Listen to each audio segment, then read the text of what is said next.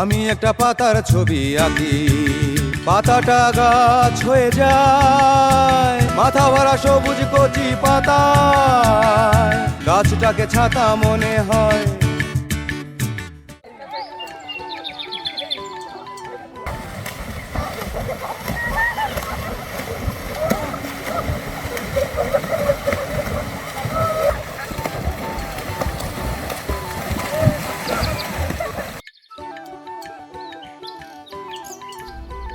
আমাদের প্রিয় আত্রাই নদী।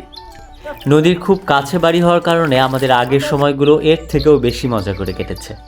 এখন ব্যস্ততার মধ্যে যদি অবসর পাই, দূরে কোথাও ঘুরতে না গিয়ে আমি সবসময় আমার নিজের গ্রামকেই বেছে নেব।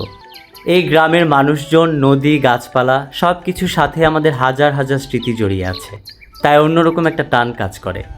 অনেকের কাছে ভিডিওগুলো একই রকম মনে হতে পারে, কিন্তু আমি নিজে যতবার গ্রামে গিয়েছি প্রত্যেকবারই আমার কাছে নতুন মনে হয়, তাই প্রতিটা দিনই খুব মজা করে কাটানোর চেষ্টা করি। গত ঈদের ছুটিতে আমরা সবাই মিলে নদীতে কয়েক ঘন্টা লাফালাফি করেছি। বৃষ্টির অপেক্ষায় ছিলাম, হালকা মেঘও করেছিল, কিন্তু সেদিন বৃষ্টি হয়নি। নদীর পানি খুব ঠান্ডা আর পরিষ্কার ছিল, আর আকাশটা ছিল ভীষণ সুন্দর, একদম শরতের নীল আকাশ আর সাদা মেঘে ভরে ছিল। সব মিলে মনে রাখার মতো সুন্দর একটা দিন।